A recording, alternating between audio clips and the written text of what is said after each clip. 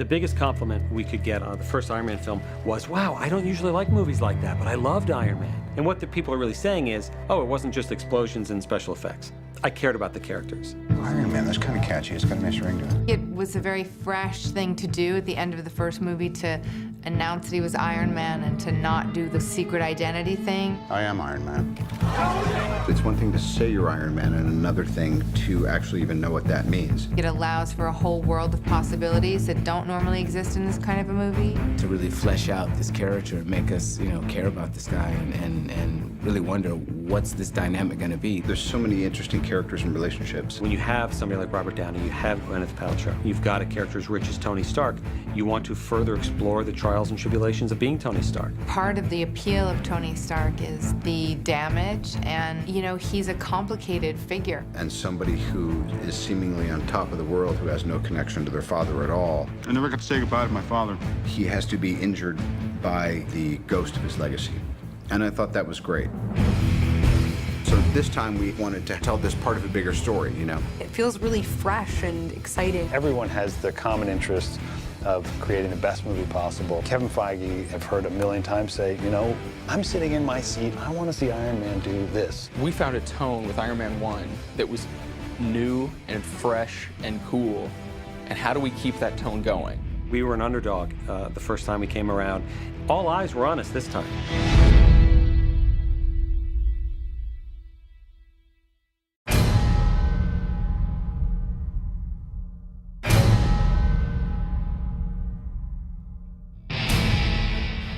A week out, it's Friday, and we're shooting not this Monday, but the following Monday. Mickey hasn't come into town yet.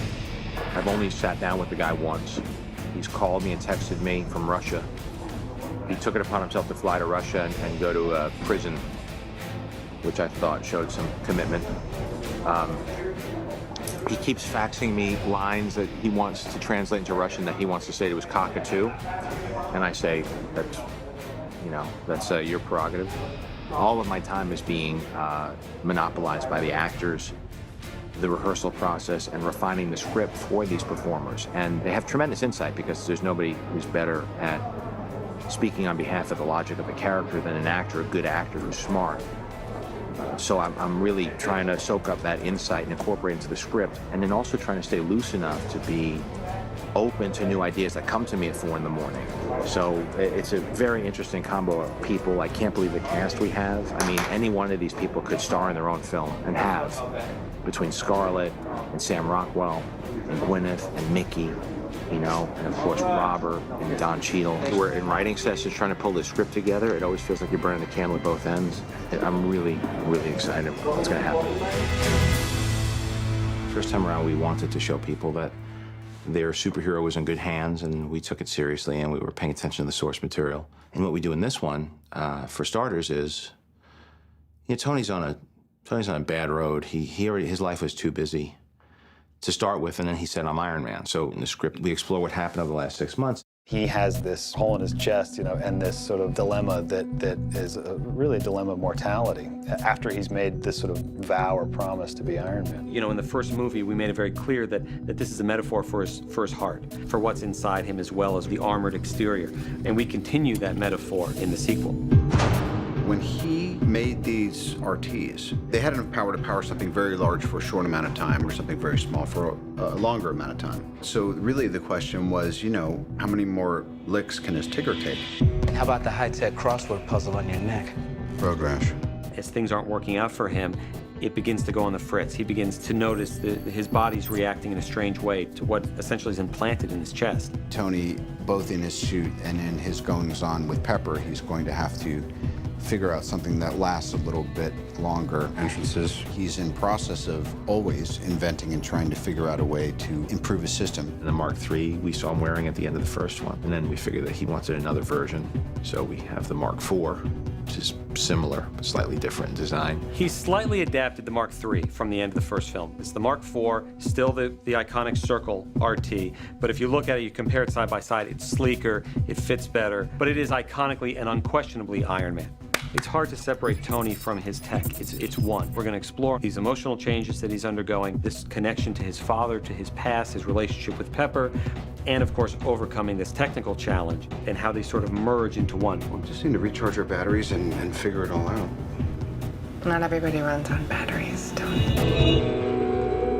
We started looking at the Crimson Dynamo backstory and kind of playing with some other characters. We really liked Whiplash and Ryan Meinerding, who is one of the most talented concept artists in the entire industry. We thought that Ryan Meinerding doing a Whiplash costume, built in a cave with a box of scraps, could be really cool. At the beginning of this process, when we started with Whiplash, he was actually going to be one of a whole cast of villains. So, based on sort of lesser villains in the Iron Man universe. So when I designed him, I didn't know that he was actually going to be the main villain. This is sort of where we started with Whiplash. He was sort of implanting himself with pins. At that point, I think his RT was actually going to be an internal thing. That was one concept, and then another concept was to sort of take it so it was a little bit more external. It looked a little bit higher tech, and all of the whip mechanisms were external. This was sort of like the final iteration of that beginning phase where it was really adding a lot of exoskeletal stuff to the suit. One keyframe can define a whole sequence. You know, I mean, then we start building storyboards and we start writing script pages, but if there's an idea for a moment that John can communicate to Ryan, Ryan can put down on paper, it can just inspire everybody. We didn't want it to be so overwhelming that you couldn't see the person underneath it, and when Mickey ended up getting cast, it made a lot of sense to show as much of him as possible. Trying to find a way to add some sort of realism to the character. I think that's primarily what my job is. We had always sort of thought that he was going to be this sort of badass Russian prisoner. That's the archetype, if you will, that I went for in the first drawings.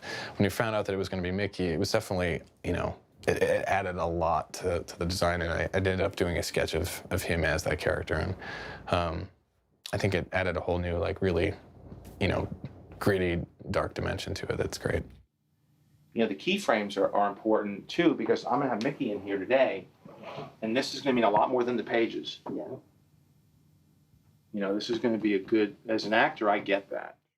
Fortunately, I have a really good team of people, and we've divided the work well, and I feel like I've delegated properly, and I have a lot of good people working on the visual effects side of things, and we're really a step ahead as far as motion capture and doing previs based on performance by stunt people, and Maddie's in the volume operating the camera. So our previs isn't just coming out of a previs department of animators and basically, techs that are doing the job of the editor, the stunt coordinator, and the cinematographer. We're actually engaging all those people in that process. So my hope is that we're actually a leg up on that work. And I'm learning a lot from the animation model that as it informs the animated elements of this film. And my job has been to keep that consistent with what we're doing in the script and with the actors. With this much action and this much visual effects, storyboards pale in comparison to what previs can do. Ultimately, that was just a template. It was sort of an example of a vibe for the camera that everybody can sort of understand. And then subsequently, you have first unit shooting what we have to shoot. We have second unit shooting what they have to shoot. You have the effects people knowing exactly how much we're going to see. It's a better method of communication, really, for all the people that have to be involved.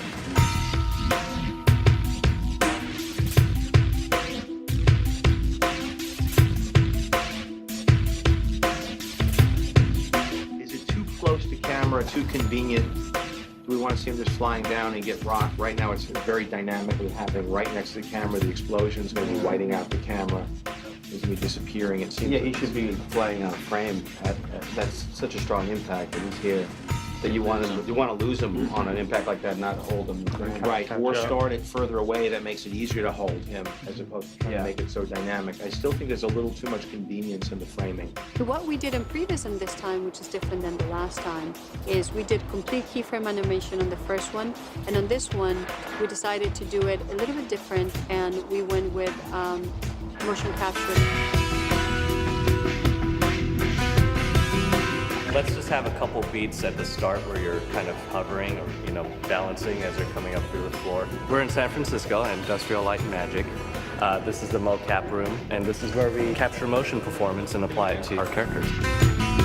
This allows us to see what can and can't work rather cost effectively without having to do it on set with a bunch of actors and everybody working around it. That's really cool. That's awesome. Yeah, let's do this one right now. We can easily just shoot some motion capture, put it into the computers, apply it to Iron Man or War Machine, see if it's working, and then if it is, done. If it doesn't, then we can come back down here and reshoot something. Fight choreography was captured digitally through the use of motion capture and then put into the computer system, which was ultimately the previs. We have a virtual camera. We create the backgrounds first, then we do the movement, and then you can actually choose your angles in our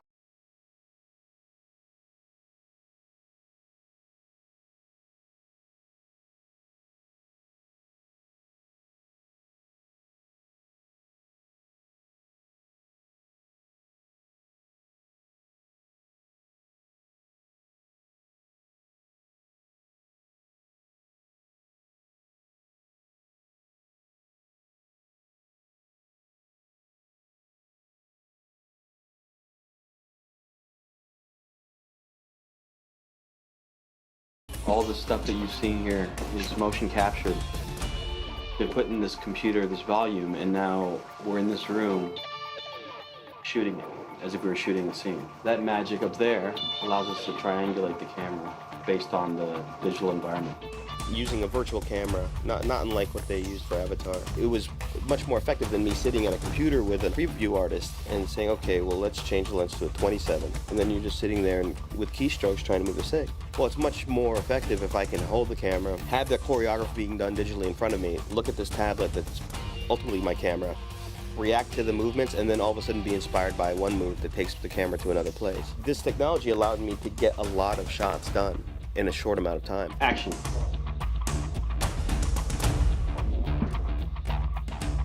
Cut. About a week ago, I was starting to freak out. When it was looking for a minute there, like it might not be working out with Mickey. That really scared me because even though I don't know what to expect with him, I know he's going to bring something. And the last thing I want is it to be boring and predictable. And I know that even though I don't know the guy and it's going to be interesting working with him, I know he's going to bring something really cool and inspired. And I'd rather manage that than try to inspire somebody who's coming in just to please. Mickey he's just a sweet and smart actor.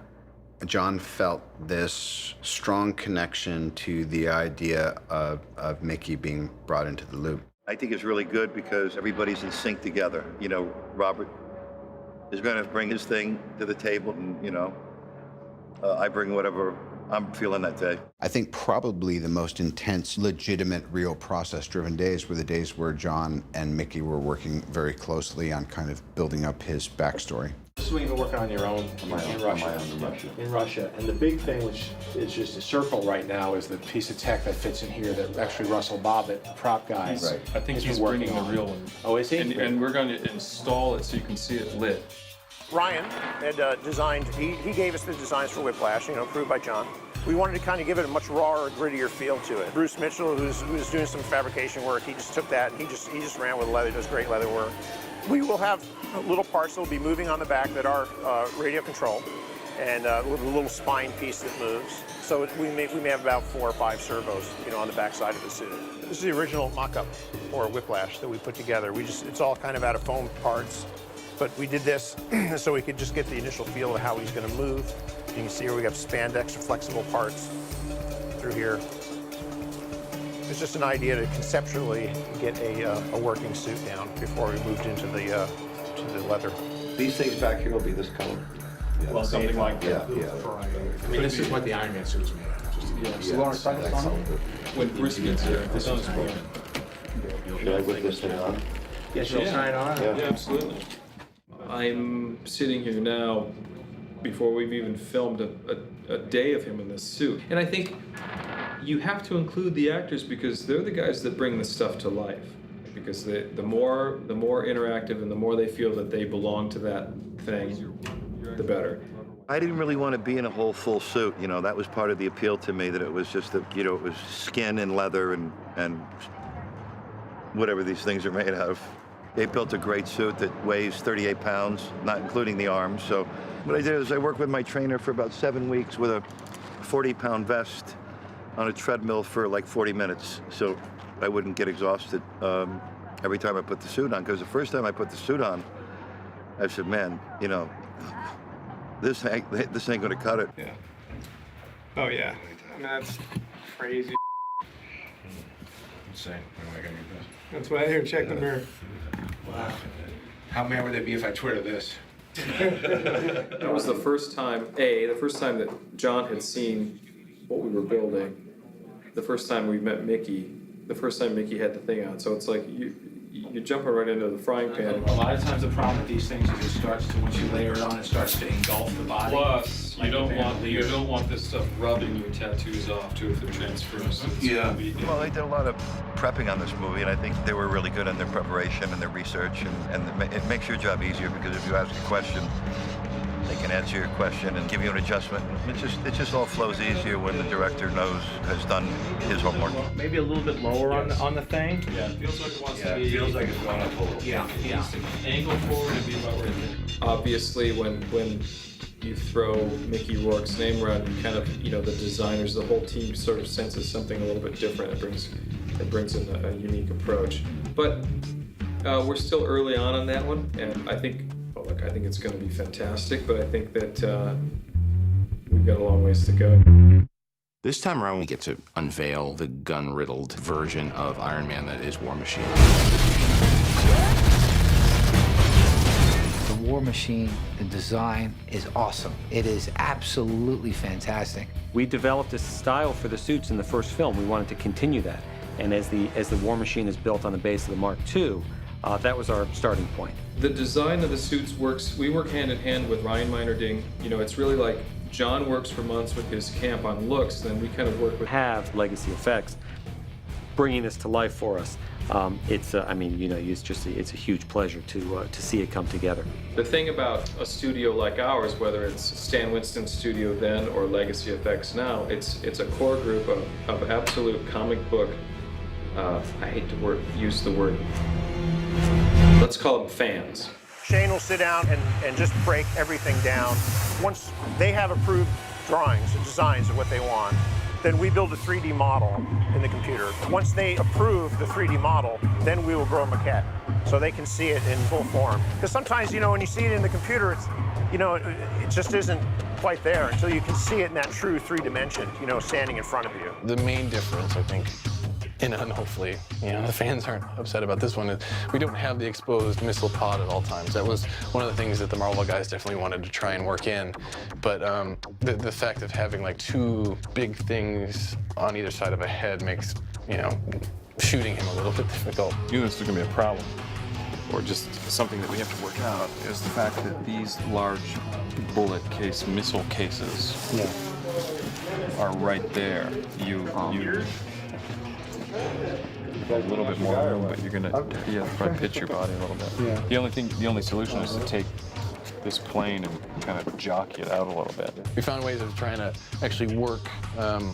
This isn't the final design for this, but the missile pod actually, there's a missile pod in each one of these shoulder straps. What we're doing behind me here is putting together the Mark II autopsy scene for Edwards Air Force Base. It shoots in about a week and a half or 2 weeks.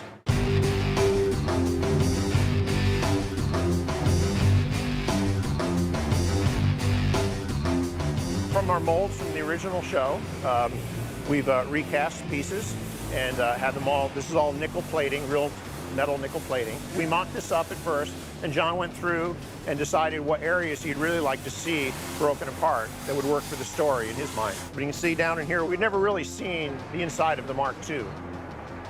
So we're recreating it for the scenes. We were fashioning the interior. He'll pull this chest piece off. We added lead into this chest piece to give it some more weight because these are just all fiberglass parts. The suit that we're going to do for Don is a lot of the same components, and but we'll mostly just use the upper part of it. This time around, the stipulation from the director, take what we learned, modify it, make it better. They made the suits a lot more lightweight. They were much quicker to go on and off. Made them out of more forgiving materials, and we even had lighter stunt suits. They're going to do mostly motion capture for the legs, They found in the first film it was much more difficult for them to get the movement they really wanted. And it just took more time. They'll be able to speed it up a little bit more this time around. They made him lighter and better, more articulated, and ultimately making it look even cooler. It's cumbersome, but I think it helps for us to actually feel what we would feel in those pieces. It lets you feel a bit more of what the real dynamic would be inside something like that.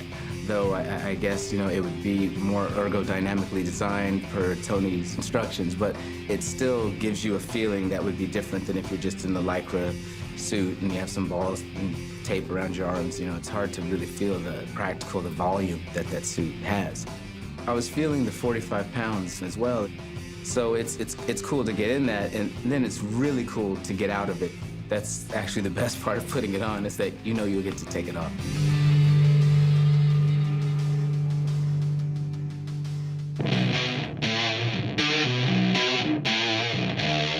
We're doing our camera test now for costumes and makeup. I'm looking at Scarlett for the first time with her new hairdo. I mean, when you think about what it would normally look like, I'd probably be wearing like some horrible policewoman bun. So the fact is, we might as well make it look as good as we want, because it doesn't make any difference. You know what I mean? Yeah. It's a comic book, and plus when you're doing all the flips and things with the hair going, it's probably gonna be great. And then you could have those great moments where you sort of whip your exactly. You whip your hair back. Well, I saw the final costume when we were doing wardrobe tests, and I was like, oh my God, this is just not fair. And Mary Joffrey's is costuming her. Once it became Scarlett, it became clear that, because I've also worked with Scarlett twice before, it's starting to get a plungier neckline, but it goes plungier later, so it's like a step in between. I get it. Good. Looks great. Good. When I look at, I know, just watching her in other movies, I know you can tell what kind of figure she has, and I can tell what's going to look good on her. What's cool too is you're still gonna be stuck to him because you're attached. So we're gonna have this conversation and then pop in on you like, hey, I'm still here. And he's gonna be taking off the thing. Yeah, it's just gonna force awkwardness, which is great. I'm a fan of. Yeah, you look great. Really like figuring out who these characters are. And I haven't seen her Black Widow look yet. I've seen some drawings, but that's when we really know. She's really getting into shape because she's been training and taking it really seriously. I've seen the tests that she's been doing, jumping off the cranes and doing the wire work and learning the combat. She looks pretty steady, and she's pretty brave and pretty committed, so that's good. It's the first time I'm seeing her as somebody who could be a,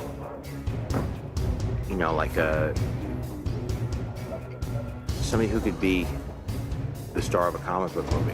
3, 2, 1, go. 3, 2, 1, go. Oh, that. I was totally out of my element when it came to the physical part of this work, and for me, I've always, I think I was excited to do something that was going to be a challenge for me, and I'm fortunate enough that I'm young and able, and I was certainly more than willing to be a part of the action, so to speak. She had a really good time doing it.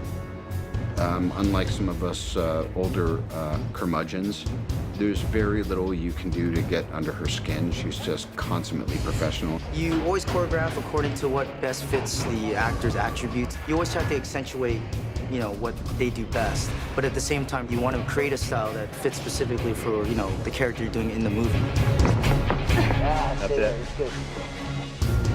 The great thing about Jonathan is he always shoots everything and cuts it together. We will edit it ourselves. We'll put in some After Effects to really show what it's going to look like in the end process.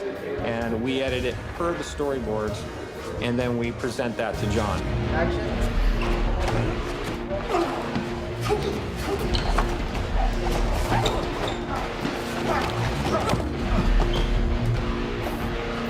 Better.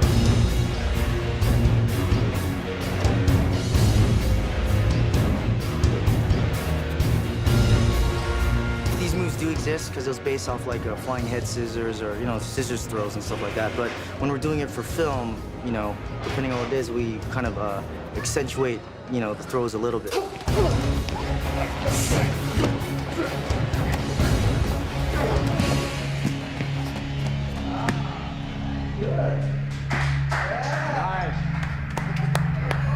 when you see those action movies and, you know, it's like the back of somebody's head and then all of a sudden they give that one pose at the end and you're like, that was not, that was the lamest thing, you know. You want to see the actor risking their life, you know. 2, 1, go.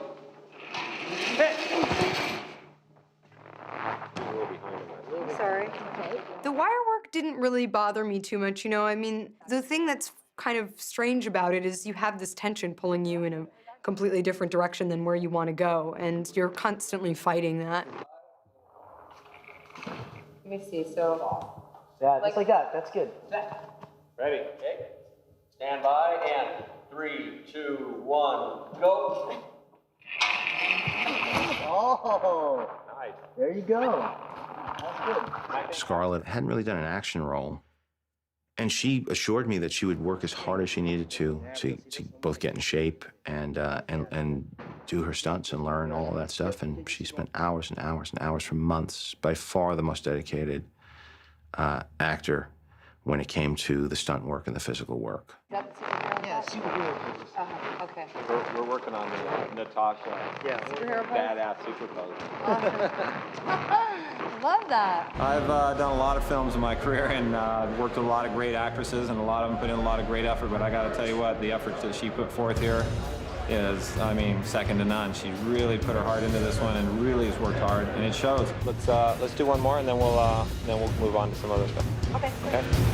All right, let's go ahead and bring her out. It was so easy for me to be a part of that crew. I've never been so close with a stunt team before, and really they were like my little cheerleaders the whole time, and totally supported me through all of it. So I got very, very lucky working with Tom and his whole crew. And it was fun for me, you know. It's fun because you challenge yourself, and you know, I'm competitive by nature. So for me, it's like I want to win. I want to be able to see my face on that screen and sell it to the audience, you know. We've been just working on the script, working on the sets, trying to figure out the logic of it, trying to figure out the action beats, and just every day, you know, shoveling away, getting the cast attached. You're so focused on every day-to-day challenge that you're not really thinking of the overall, and then it hits you that you're going to be shooting this stuff. And you just have to change modes to just jumping in. You just have to jump off the diving board because it's happening. And not only that, but you have to do it with conviction because you have a lot of people looking to you to show them what to do. I'm just trying to learn from everything I did last time and how to improve the process and the workflow. If you really try to focus on everything as you do coming up, you get overwhelmed. You have to step it back a little bit and just let it wash over you and just surf it. It just feels like you're surfing. You're just sort of riding the wave and not getting hung up on anything and just flowing with it and trying to maintain your energy and not get freaked out. Don't look down. You have to make the best movie for what you feel is the best story. And hopefully it resonates with the audiences. The fans, you know, kind of demand that. Everyone's pulling one rope, you know, and trying to create one thing. And when it works, when there's that sort of symphonic quality, then it elevates. It's up to us to choose, and it's difficult to choose the right elements to put into a 2-hour movie. I think as we started digging through that material, you know, it became apparent that there was a hero there that was kind of unlike all the others. I cannot wait to suit up and kick some ass. To the fans of Iron Man, I'm the biggest fan of Iron Man. It was my life. I lived it for 2 years, and since then, all I've been doing is thinking about it. I went around the world, saw how it was received. So now that I know that people share our taste, we're perfectly teed up in the sense that the audience is waiting to see what we do next, and I will not let them down. And this is the last moment, really, before we start shooting.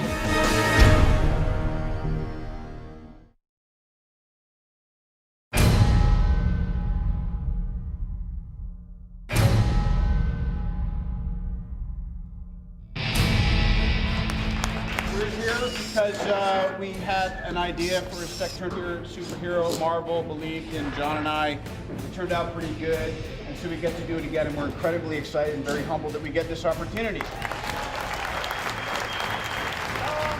Favreau will be reprising his role as Happy Hogan and director.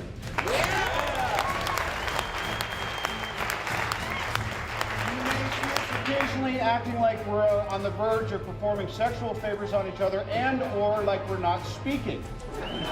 Do not be alarmed by either of these. It's just this symbiosis of working together. We have new crew, we have new people, we have new energy, we have new story. Yes, we're going to look more beneath the mask. We're hoping, because we know a lot of people are going to see this film, whether we up or not, that we can imbue it with a sense of the kind of humanity and naturalism and love of the game that we had last time.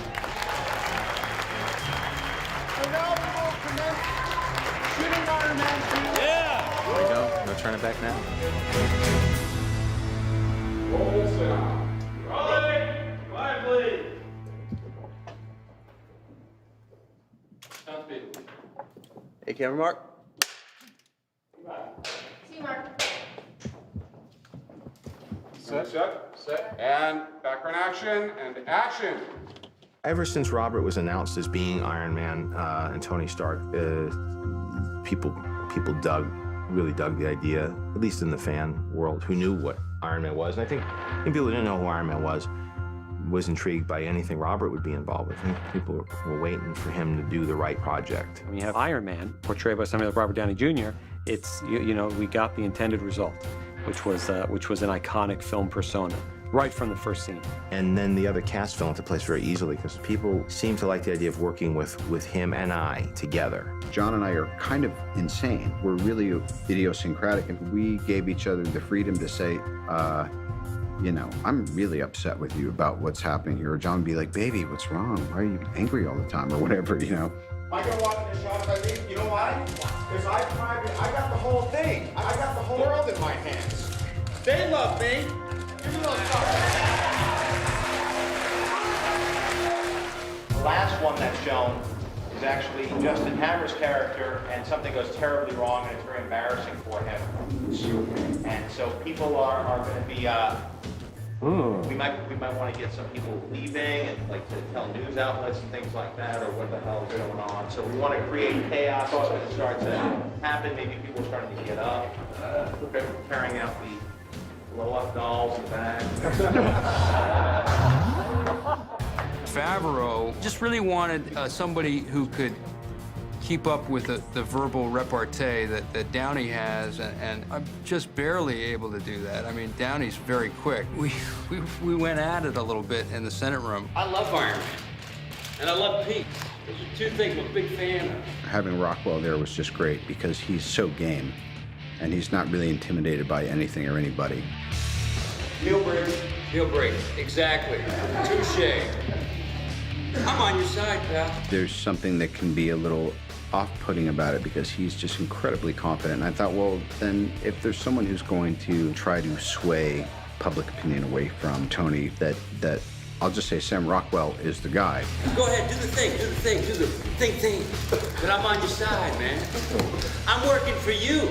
I'd worked with Favreau before, and he improvises a lot. John is very into making everything as real as possible. So we still do our improv thing, and we change it up just because that's how Robert and I like to work, and that's how we like to keep things fresh and super naturalistic. With Paltrow and I, when we get on camera together, we have something that people like to watch, and it's great. I like to encourage a lot of improvisation on the set. You know, when you're working with Robert, Robert's very quick, unpredictable. I knew from Gary's work and from knowing him for so long that he was so quick and could hang in there, and I knew something explosive would happen. You know, let's not use that kind of language, if you don't mind, in front of the American people, Mr. Stark. I want to say you to you.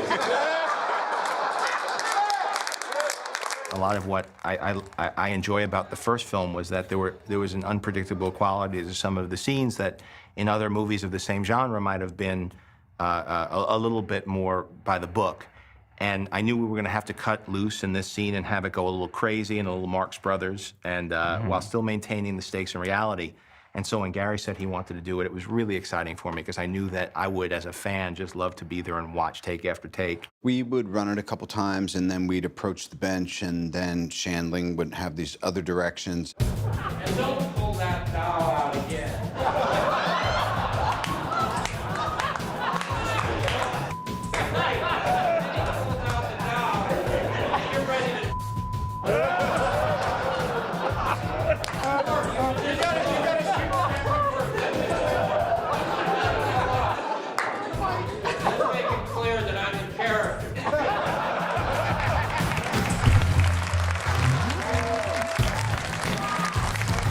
day 2, we're wrapping up day 2. We just finished the Senate hearing, which was our first scene. We shot it over 2 days. We had Robert Downey Jr. And you and him together were fantastic, a very similar sense of humor, and it was a great way to start the movie. And I went home, I was so relieved after the first take, even of The Master, seeing all those characters working together with Gwyneth there and with Don and Sam and so many people who came back and so many people's first days.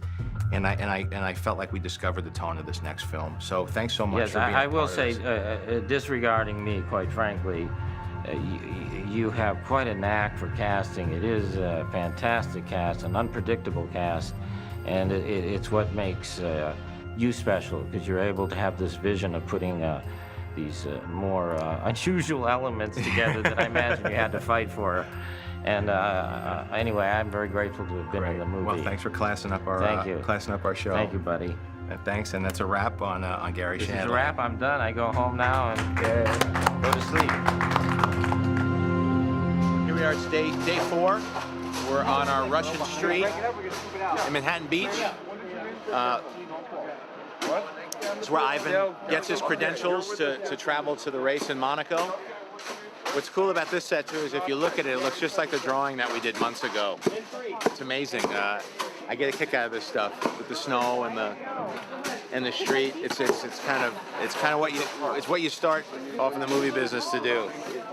And everybody here, no matter how long they've been at it, it gives you that feeling that you're like a kid playing. This is great stuff. It's a fun little scene. I think it'll open the movie up a bit. So it's our last day in Mickey's apartment in Moscow. He's building the whips for the Whiplash suit. So a lot of this is just one-on-one, Mickey in there alone doing his thing. And this is what we'll be cross-cutting to from time to time throughout, setting up Tony Stark in a very different environment. So we wanted to create as much contrast as we could.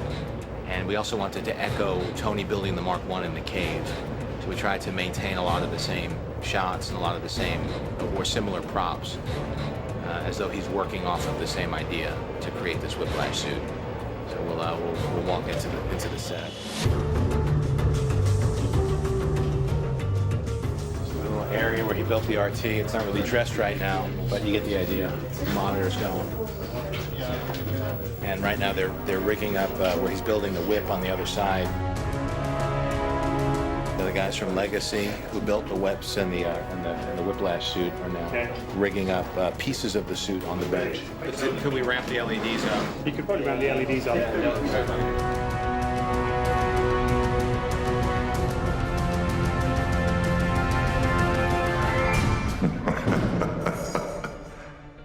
We're lucky enough to be at Edwards Air Force Base, California, and today's gracious hosts are the 445th Aircraft Maintenance Unit. The Shadow Maintenance folks, they've done a fantastic job setting us up here. It was amazing when we showed up at Edwards for that scene of Rhodey arriving.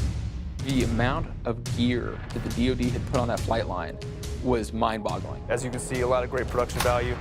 Some of the finest air power we have in the arsenal. B-2 bombers, C-17s, and F-22s, and F-35s. I mean, you could literally pause the screen and tally it up, and it would probably come out to $1.5 billion.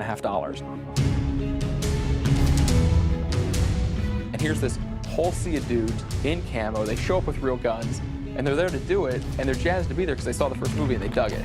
Yeah, you got the real deal here. I mean, these are the aircraft that we fly every day here at Edwards Air Force Base with our test wing mission. You got a real engine pulled out of an F-16 right here behind us back here.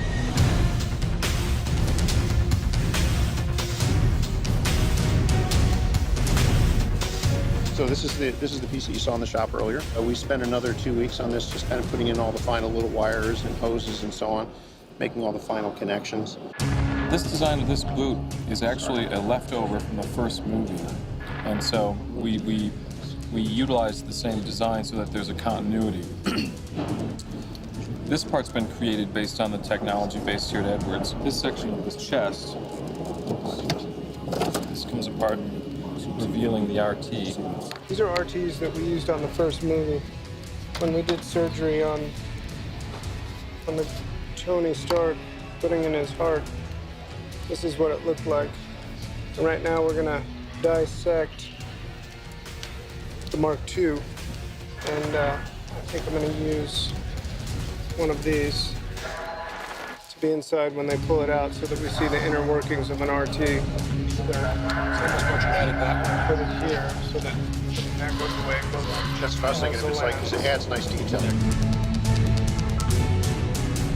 I think this is the power source.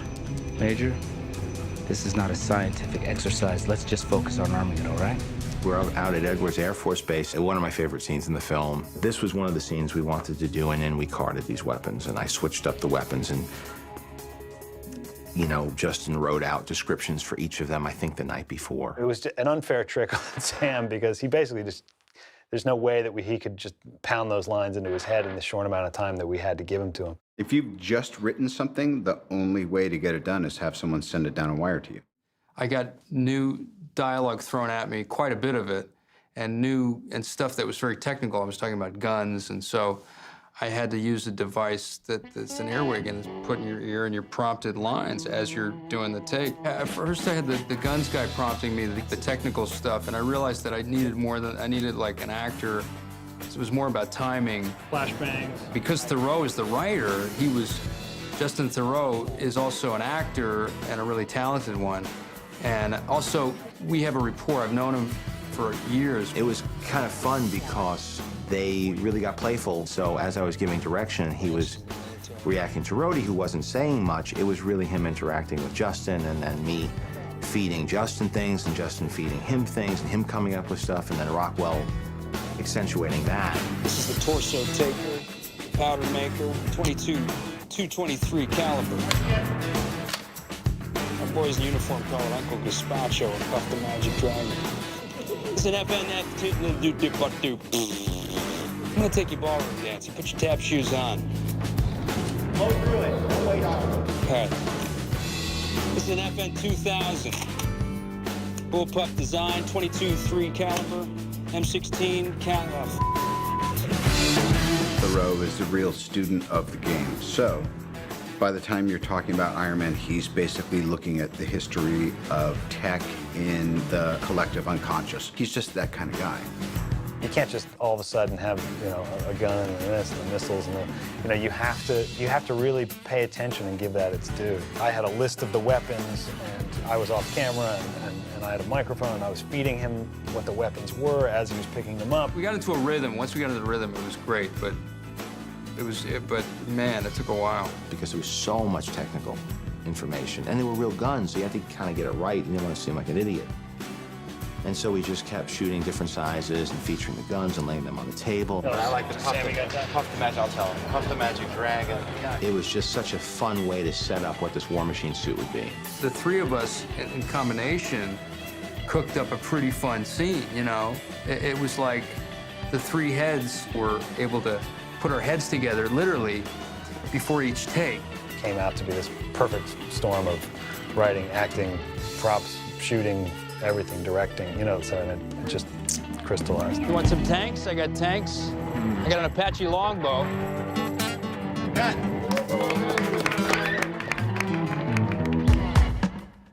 There's the door. This is ridiculous. I just stuck my neck out for this guy. Tony crosses some major lines at the party. Get out. Rhodey puts on the Mark II. He doesn't put on the suit because he wants to. He puts on the suit because he's been left without option. Then, how does Tony react to that? Tony says, let's see what you got.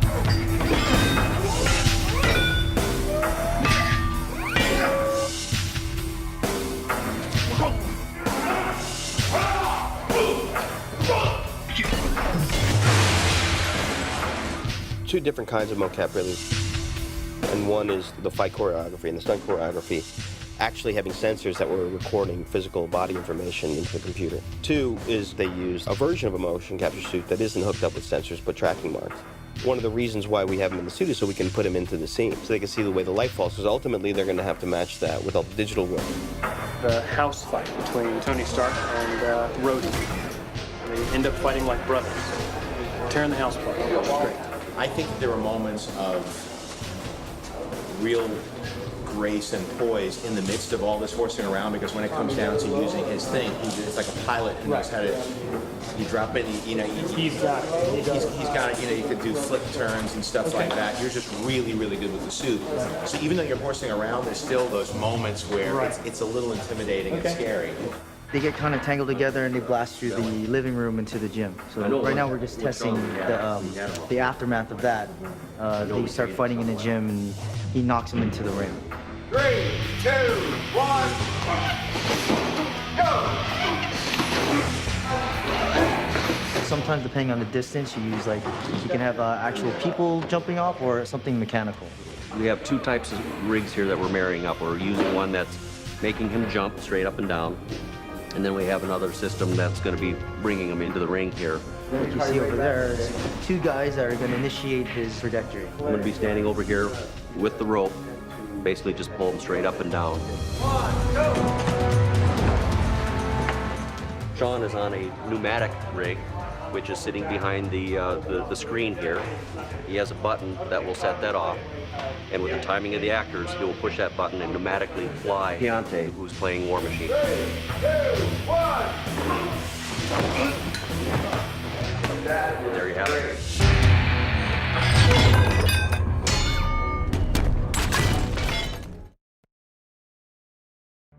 This is Russell Bobbitt. He's our prop master, and we're designing a new shape for the RT light for when he changes it out for the triangle. In the suit, it's going to be a triangle, but we're trying to preserve some of the personality of the old silhouette that comes through the shirt from the light.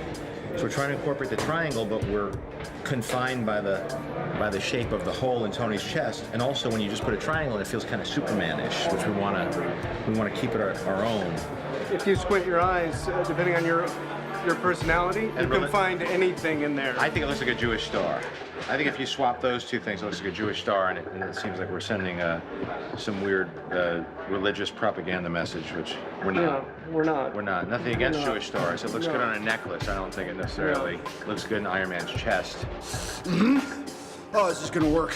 You get so lost in the tech talk, and ultimately all of it is movie comic book logic, that to have something graphic going from a circle to a triangle, people will get that there is a new advance in that tech.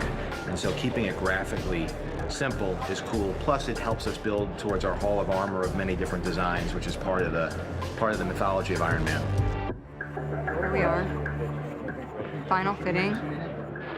Doesn't she look great? What do you think? Questions, comments, concerns? She weighed 170 pounds when I hired her. Look she got in the shape. She's been training 3 hours a day, at least, just on the stunts. Oh yeah, no, don't forget the 2 hours I spend lifting my own body weight. There's that too. She lifts her own body weight. She looks fantastic. I've eaten so much tuna sashimi since we started that I'm gonna sue for mercury poisoning. We're trying to decide between this and this. Put it on film. And we're gonna be the fighting duo soon. That's right. Me and you. You better bring it.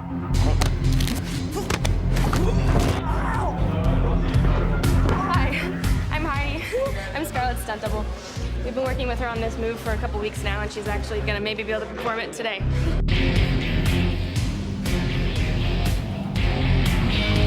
It's kind of a cartwheel, a one-armed cartwheel with a leg lock around the guy's neck, and then you yank him down to the ground. He does a front flip to his back.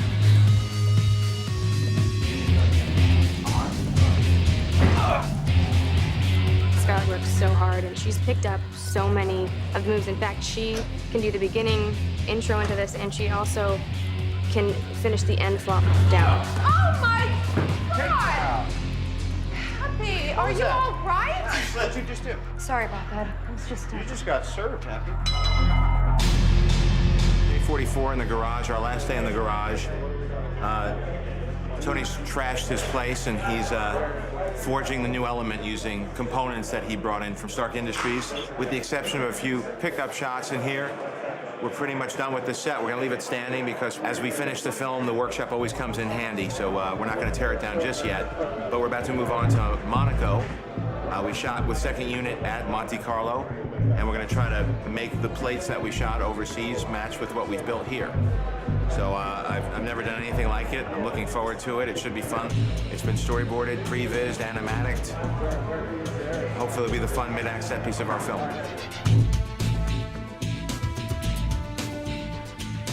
It's important to us to showcase that Tony Stark, that Iron Man is a global hero. He's a jet setter. So the idea of shooting in Monaco and the idea of actually shooting in Monaco during the historic Grand Prix was very exciting. And action.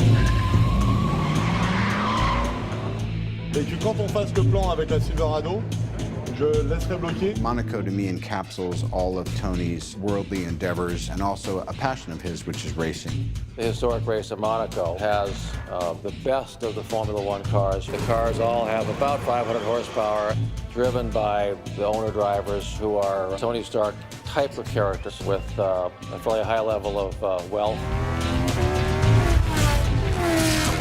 Hi, I am Happy Hogan. I'm happy to be in Monaco. Hello, I am Pepper Potts. Here we are in Monaco.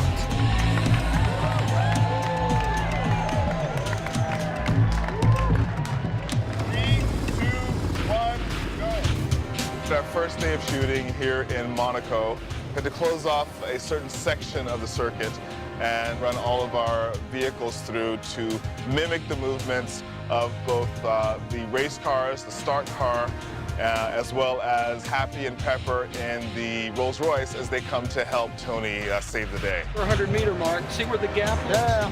No barrier? Yeah. Right there is where it should happen. Yeah, I think we have to, it's a boom down to that. And action. It's a combination of empty plates, sort of cars driving with cameras down the street, into which we'll add digital race cars of Tony racing, background plates to put behind people, just to make it feel like we're actually in Monaco. And then we'll combine that with other material we shoot in sets in LA that are also built to replicate this environment. To make it look as if the entire fight and all of the actors were here in Monaco, whereas they actually weren't. All of their work is shot in Downey, California. When you're recreating a race, how do you get around all these logistics? The race cars are very temperamental. You can only start them up once. It takes 12 people to start it up. There's a team that runs the car. So we built a section of the track that we could use as a foreground, where we could actually flip cars and have explosions and have people in the stands and direct, because that wouldn't have really been possible.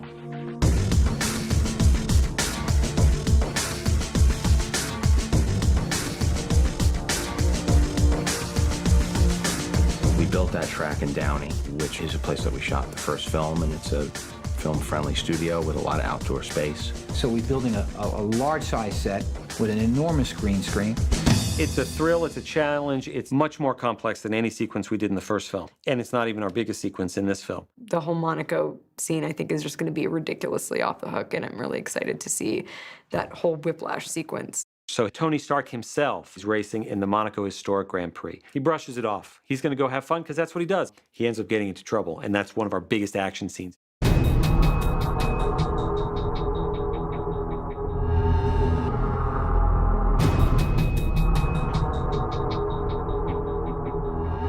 We premiere Whiplash in the first version of his suit. He gets Tony while he's vulnerable on the track. I just thought it was interesting. Somebody who's willing to attack you in one of the most, it's like at the Super Bowl.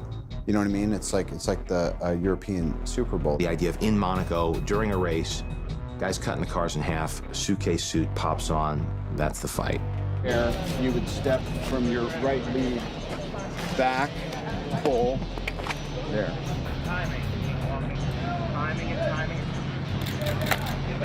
We did whip training. We used bull whips, and then we got to where we could do certain things with the bull whips, you know, which is hard with two hands to coordinate it.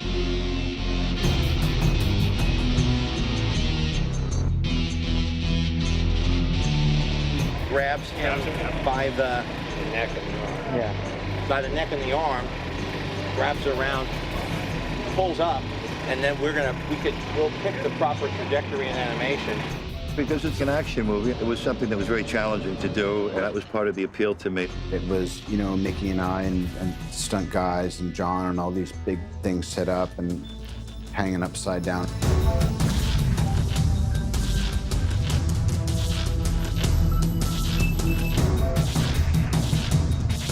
coming up around here. Yeah. Then I'll do that. You're not in the scene. Back it up, John!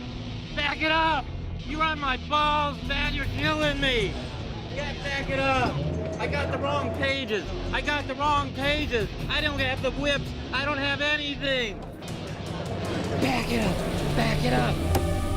With the cars blowing up and flipping in the air, it would be so easy to say, let's just do that as a digital car. What we did is Dan Sudik, who's our special effects person, came up with a way to catapult cars in the air, flip them, they blow up. It's always nice to mix the practical with the digital. So when we do the planning of the scenes, we always try to figure out what can be done practically to mix with the digital so that it has a better look to the film. We actually built 17 race cars. Some with smoke that gets ejected onto the tires at certain points down the track, so it looks like the tires are locked up. So that's what some of these tubes are. These are our cannons. They'll shoot a 6-inch pole out onto the ground, launching the car into the air. We started months ago. We started probably in January, figuring out the shots, figuring out the track system, doing the math on all the gags, doing some testing, photographing some testing, getting it approved by the director, and that led us to this point here. These cars are really being flipped in the air, tumbling down the track, a quarter-mile track, exploding, and the actors in the scene. It's on a ratchet, so we're going to pull it with a pneumatic device based on the position of the other car in front of it. It's one of those things where we know the acceleration and we have to calculate the deceleration so that we don't launch the cameras off and ruin the film.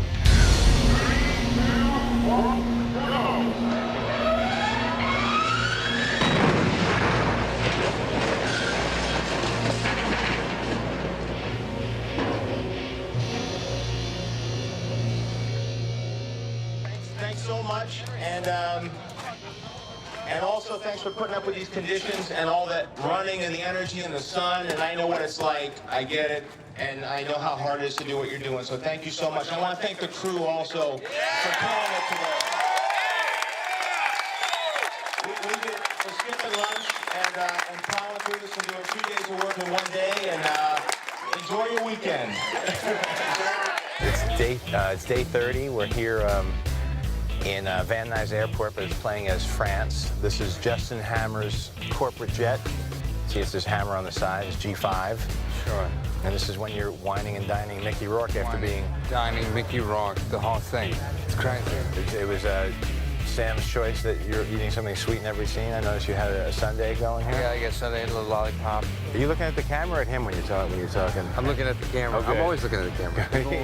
We're more in the same. I'll do my Chris Walken voice. Okay. Hammer as Chris Walken. Okay. So, here we are. Iron Man. It's a humdinger. I like Jon Favreau. Like to swing all the time. Justin's got the white shorts on, he's got the black floor.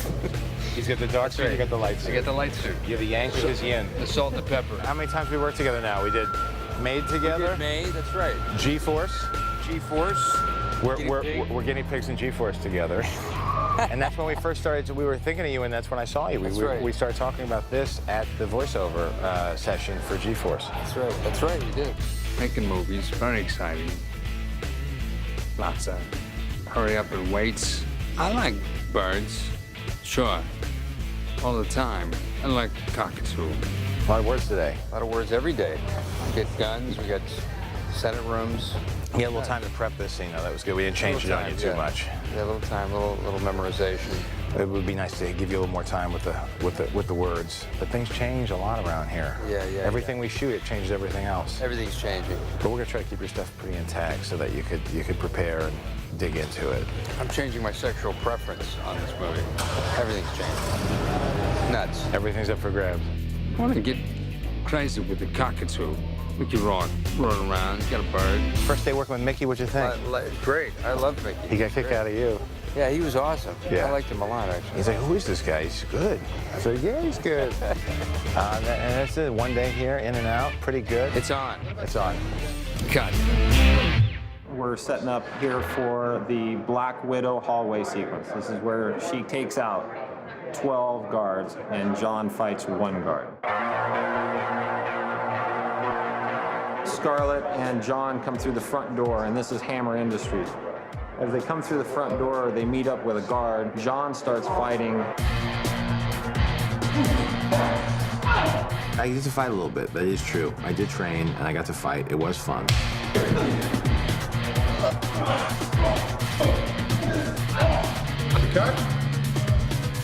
Scarlett's been doing an amazing amount of training for this. In some of the more dangerous parts of this sequence, I put Heidi in just because I can't risk having Scarlett get hurt, but this is kind of the culmination of about 8 weeks of solid training for her, about 4 hours a day. When I first saw the sequence that they wanted me to do when it was completed and choreographed, I just thought to myself, oh my God, I just don't know how am I gonna do this? Ready, and action.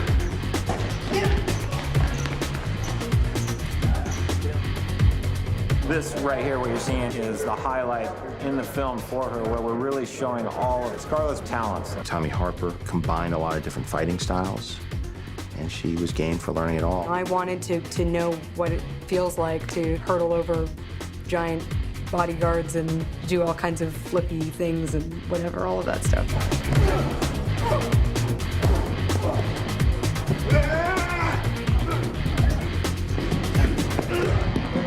I think we got it, and when Tom says that he got it, then I know he got it. It was good. You felt good with it? I didn't see anything. Are you sure? Yeah, I know we're gonna still pick up like specials. Yeah, sure.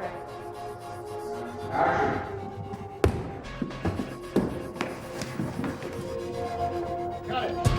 Are the guns in a weird place? There. Action!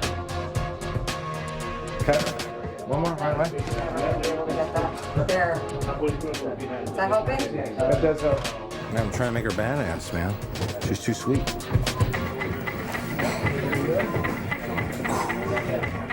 I feel like it's so low, I'm practically shooting at the floor. They're wonky. Did that look like I was looking right at you? One more. He's gone. And drop the gun. It was a lot of work and very frustrating at times. Let's do one more and have to just sort of cruise out.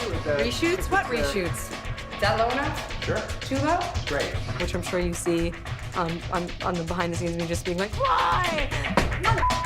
You know, and wanting to get it right.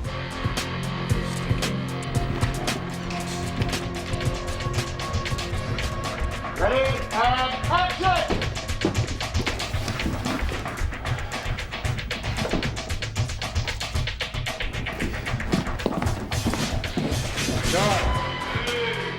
Very nice. I felt electricity in the room. I felt good.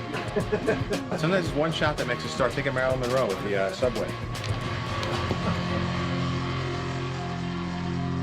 That's nice. That I like that grabbing that zoom and him having trouble holding him in the zoom. All that's fun. So let's look at it. Let's look at it from the beginning. Visual effects is one of those areas where it takes a lot of work to get it right. I let those guys off the leash, and the ideas just poured forth. They're just torrent of ideas coming at you with such enthusiasm, and they would say, dude, make sound effects, and then this happens, and I'm shooting, and this explodes up, and it was just great. And I would just be charmed by it. I mean, yes, we'll do it. And everybody would say, how are we gonna do that? I was like, then we'll figure it out. We're not gonna do all of it. From the first film, it's been very important to John and to us that we don't just make everything CG just to make it CG. As good as we are in the computer graphics world, you always look at a practical reference so that you can either match it or augmentate it. Dan Sudik threw real race cars around. We had real fire, real explosions.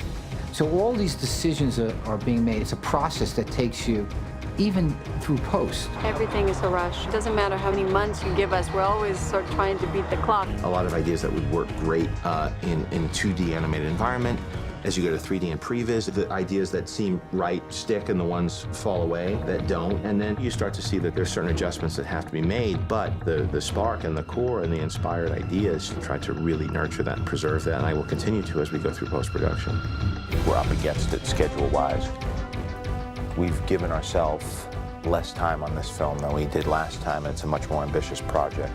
And this was part of the fear that I had when we had started so late. Less than 2 years to do this, to come up with the story, set it up, prep it, film it, cut it, and do all the finishing touches. It's no excuse. We're gonna have to do a great film, but it does put everybody under a tremendous amount of stress. It was ambitious to begin with, and now we've got to knock it into overdrive. So there's gonna be a lot of people not sleeping. Hundreds of people not sleeping.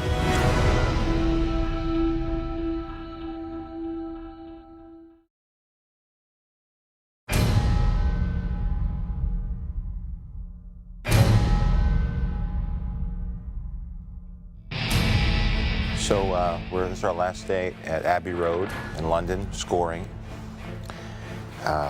Because of the schedule, we're editing upstairs in this facility. Meanwhile, Rick Pearson, one of our editors, is at the ranch, at Skywalker Ranch, trying to help do pre-dubs on the sound. We're still making picture changes. A tiny fraction of the effects are in. A lot of elements have been decided, but there's still a lot of things up for grabs. It's crazy. And now we're really just playing beat the clock, because I think we understand what we have to do. It's just a matter of executing it with quality to live up to what people expect and hope this film will be. There's a lot of things that have to come together for this movie to work out. When post-production, a lot of it is people expressing what their instincts are to each other and debating that back and forth. And that's a dichotomy right there. You're explaining what you feel. I actually like this ending. Oh, you like this ending? Well, I like the thoughtfulness of this ending. I kind of do. When you push through something, you're sometimes eliminating the best idea because it hasn't occurred to you in the moment. Undoubtedly, when you are on the floor directing, you have so many things on your mind that it would be foolish to think that in that moment you have the proper insight into how the film should be cut. Let me see if I can get a few more frames. You need him to see it. That's the thing, is if you're seeing it. You tend to carry in expectations that you have from the scripting process, the development process, the shooting. What take you circled, you thought that was the magic take because it felt good on the set, but really it doesn't matter. What matters is what's in the can and what the overall story is. This cut's gonna be good. More often than not, I found in the past that you go through this whole journey and then you finally arrive at a conclusion and you look at it, and it tends to be very similar to the first assembly because an editor looked at it with a more objective perspective. Put it back, that wide's good there. He's not reacting to anything. Just put him after, right before she walks up, put him after. But it's too close to the first one. I know, but that's not, you don't need it. It's good? Yeah. It's very good. I tend to let the editors have room because the process is going to be so crazy later with so many people having voices that I want to give them a moment. What's nice in the editing room and for the director's cut is you could, I have the permission to really say, it doesn't feel good to me. Try this, let's just try this. And with non-linear editing, it's easy to try different things very quick. If we could recover from Uncle Sam into it, can we just take this cut and drop Uncle Sam into that middle slot and see what happens? Let's just see, maybe it'll work. You never know, that's how the magic happens. A lot of what happens creatively at every step of the game, but especially for an editor, I think, is you just indoctrinate yourself to everything. And it's not like you consciously make decisions. I think that things occur to you. You feel it. It's instinct. It's what you feel in your gut is right. I agree with you, but I'm wondering if you actually do it hammer first, then he just quickly goes Russia, Iran, and then we're out instead of making a big to-do. The expression is the last rewrite takes place in the editing room. And that's really the most important one. And it's the part of the process I like the most. Yeah, so that's great. Okay. That's it. Sometimes you could eliminate like a 3-minute scene that's just tearing the movie down and just making the whole act hammock. You get into these discussions where it's like, well, we got to cut the scene. Well, you can't cut it because how else are you going to find out that this happened? And then sometimes Jarvis could help supply that. Anton Vanko was a Soviet physicist who defected to the United States in 1963. The Jarvis dialogue was always a very useful tool to help solve plot problems. There was a very long, protracted sequence of us figuring out that he's dying and that the heart has to be, and then we had added late in the game the idea that he has to swap an ingot out into the thing. Do you like that, Maddie? The idea of coming out, grabbing things, walking around through the thing? calling out my soldier, putting it in. Things would change on the set and change in the editing room. It was great to have Jarvis express what we obliquely said, but people wouldn't understand, and certainly when he's putting his heart in at the beginning.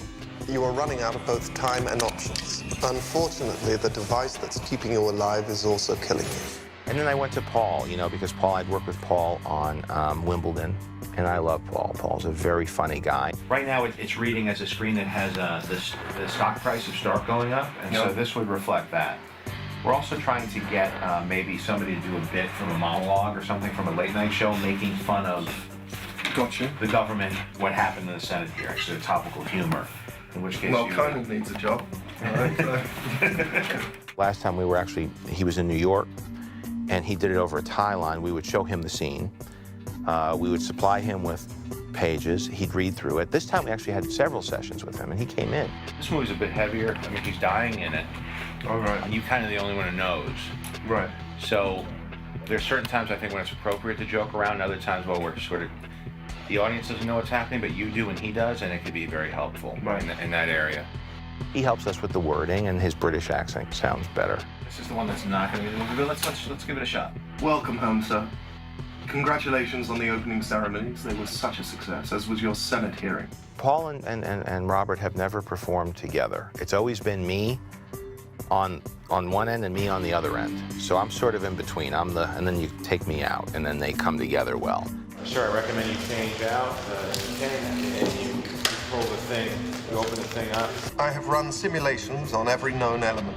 I am sorry, sir. This is not a suitable replacement for Palladium. And it's amazing how much personality we could bring to it. And it's justified because Tony Stark would program that. He's creating his friends, and you know, it's about a person who's very isolated and the only people close to him are the creatures he created. Jarvis, could you kindly vacuform a digital wireframe? I need a manipulable projection at your earliest convenience. The music in this film, we were a little bit more ambitious this time with what we were trying to do. This is why you come here, to get that. Ringo drank out of this one. It was nice to come to London. Abbey Road was a really great place to come to. A sense of history, not just with the Beatles, but with film, you know, with Star Wars and with Lord of the Rings. It's a great, great place to work. Being that this score is sort of a bigger in scope score than the first one, we wanted to obviously go and record at Abbey Road and do it sort of the right way with a big orchestra.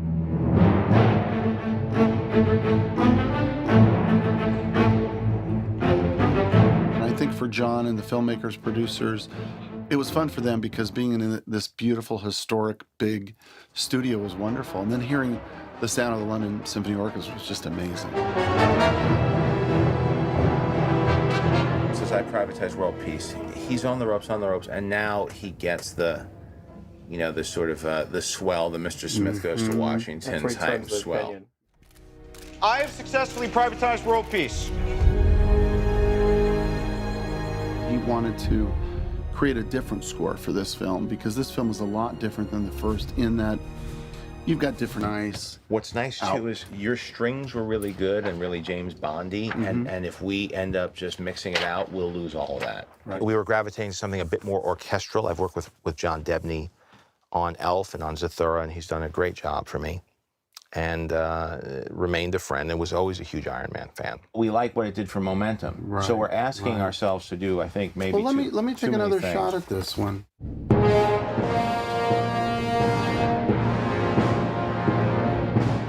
I believe it was Kevin had an idea to come up with this Howard Stark Expo song.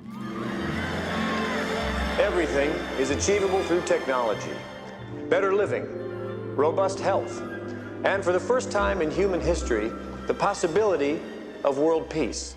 I thought it was a terrific idea, and so who better than to hire Dick Sherman? I mean, he did the score of the first movie I ever saw, Chitty Chitty Bang Bang. That was the first movie my dad took me to. And I remember it. I remember that. And it must have made an impression because I'm making movies. And Richard Sherman was up for doing a song. Dick Sherman, Small World, all these other Great Big Beautiful Tomorrow, you know, Mary Poppins, all these classic songs. And Dick came over early on a few months ago, and we started working right here at the keyboard. He was playing the different versions of the theme of his song, and I just, you know, what can you say? You hear it and you just know immediately it's so perfect. Make way, tomorrow's coming today.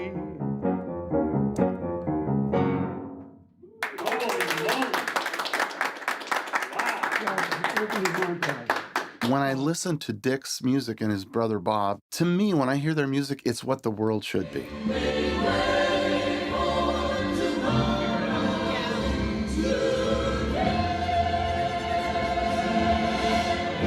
You know, Great. It's a great Right? It's a great One of the things John and I spoke about early was how much should be more contemporary guitar driven and how much should be a little more conventional orchestral driven. This is the amazing, illustrious Tom Morello. That is Tom Morello. Here I am. The first movie, Tom came in and played a bit on that. Tom's a friend.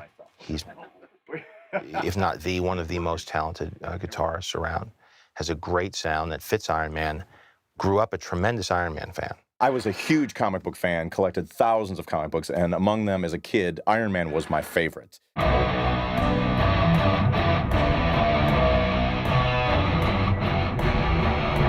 I think that, you know, my sensibility as someone who is not a you know, a classical composer, you know, John's got all that completely covered and is, you know, one of the best ever at handling that side of it. I think what they wanted from me was some raw guitar playing. It's going to be the experimental rock track.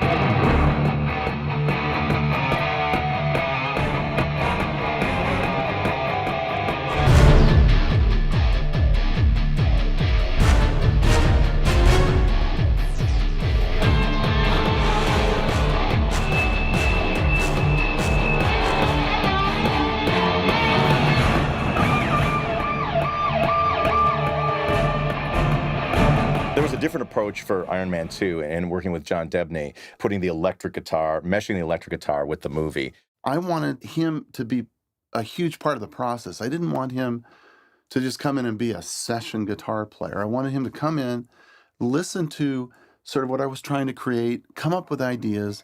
You know, we created together, kick it back and forth, and he loved the idea. He embraced it. So this is all sync keys. And we're going to go to right there. So that's one. Okay. Yeah. Okay. So it'll be fun. He would come up with ideas that I think were amazing, and we'd throw it up against the picture and see if it would work. Some of it was trial and error. I would just dial up a guitar sound, look at the screen, you know, factor in the key of the song and the changes, some of which time signature wise are more challenging than the music that I do in my day life. I ended up having him play in a couple of things were in 7/8 time, which is this really, it's an odd meter. There was a particularly tricky time signature that I just couldn't get.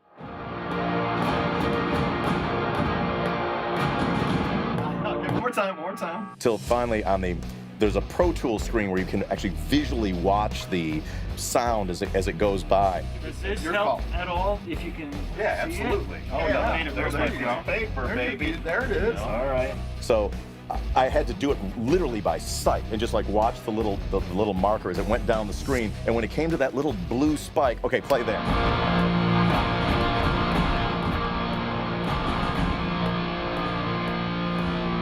Some of them are much crazier and mathematical than I'm used to working with, but I was determined to rise to the challenge.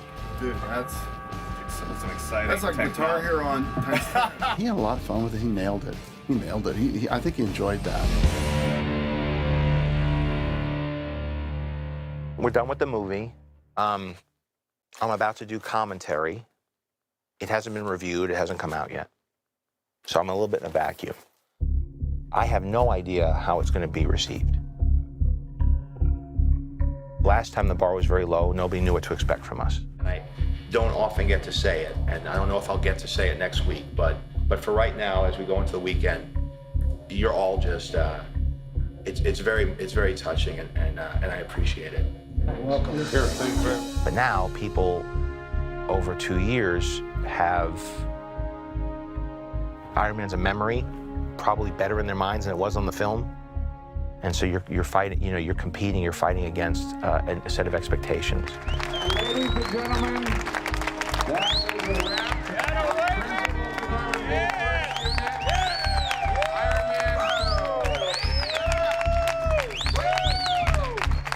There was a feeling in our first Iron Man of taking the subject matter seriously and not taking ourselves seriously. I think the tone was what made the movie win. Because of the success of Iron Man, Marvel actually had a little bit of stability. You know, everything's changed a lot. I feel like, you know, I landed at Plymouth Rock and got to pick out where the settlement went. It's very rewarding, but there's also a lot of stress. And there's always this need to top yourself. When we get into a sequel, that's where we really sort of take the gloves off and go, okay, now it worked, the audience knows us, the audience likes us, and here's what we want to present to them now. There was not a weak link here, and it's going to show on the screen, and I just want to thank you all with deep gratitude from the bottom of my heart. Thank you all very, very much. I think it should be the most emotionally impactful. It should be the coolest to watch. There's some things that I really am looking forward to. Obviously, the climax of the movie, the expo. I want to see how all of that works. There's so much that I won't know until I see it. By the time I get into the theater, I'm sure I'll be completely blown away by what John and his teams have put together. I'm really excited to see all the stunts and how that ends up after all of the post-production work. Every choice that we make is about how we're going to get the audience to respond. Are they going to cheer? Are they going to get chills at this moment? We worked our asses off just to get Iron Man 2 to a place where it could maybe be on the mantle next to the first one. Really all working on narrowing in on that character, on that tone that we felt worked as soon as we saw the first movie. So I know one of the really big things as we went into this movie was, let's keep that tone. And that tone is what makes an Iron Man movie. And I think we did that. What makes it fresh is this sort of perfect storm of creative talents that has come together. It's Marvel, it is Favreau, it's Downey, and the supporting cast. Working with Robert and Favreau and Gwyneth, it's been a real pleasurable experience. It was a great experience. I loved the first movie so much. And so as soon as I heard that there was a possible part in the second installment, I was all over it. You know, I was desperate to be a part of it. People love Iron Man, and I love Iron because I'm a little bit prejudiced. We were going to really stay true to what fans enjoyed about the first one, but yet they want bigger and more. So that's always an interesting line to walk. In this film, it's bigger, better, badder. Absolutely.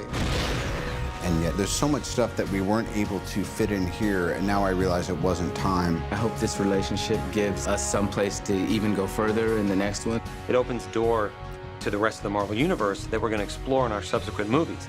We thought about what the big picture would be and what we were leading to. And when we were talking about the first one, I said, you can't do number 3. Number 3 has to be the Avengers. This is going forward in the Iron Man trilogy and possibly into Avengers. We had to hold something back. So as much as I'm happy and excited with what we were able to do this time, I cannot wait to take the leaps we will, should we be afforded another opportunity. We found a way to create, I think, a nice, fun tone and personality of the franchise that people seem to want more of. And it's been an adventure making a second one. Are we at 10 minutes yet? No? All right, thank you. Now we have to yell cut. All right, good night, everybody. Good night, everybody. I'm Donnie, and that's Marie.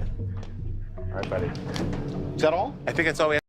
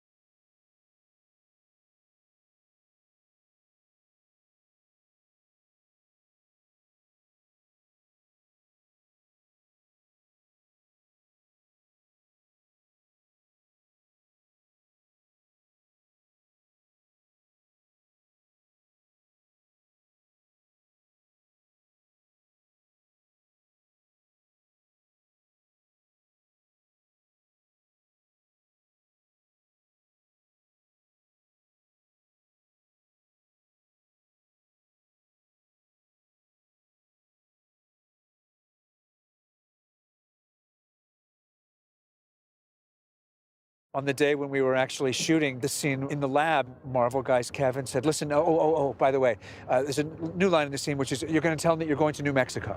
I've been reassigned.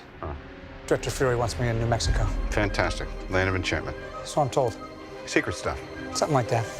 So here I stand in New Mexico, where an anomaly has taken place. Sir, we found it. The scene is actually derived from the book that I wrote for Marvel Comics. I wanted to show the hammer landing on Earth. I think we'd prefer that. So then we got double bubble, sir. We get you sexy and shaded here. You take them off, and it's just a different form of the People same. should pay extra. When I heard that Ken Branagh was going to be directing, I thought that was just a terrific choice. Working on a picture is an unalloyed delight. It's an epic adventure, and I wanted to direct a film on that scale. You look at the artwork that the Thor artists have done over the years. You see what is in the books today in the Joe Michael Straczynski series, and that's never been put on screen before. They've taken what I created in the comic and given life to it. There's no higher compliment. It's one thing to sit in your room and type, interior crater, there's a hammer lying there, some guy's trying to pick it up. And something else entirely to walk out and see a large crew actually filming that. We're all hardcore fans. We all want to see the movies and characters we've always fallen in love with, come to life. So that's the real blessing of being involved in a Marvel project. Everybody loves it. What we're designing now, what we're building with Thor, I think is going to be some of the most spectacular stuff put on screen.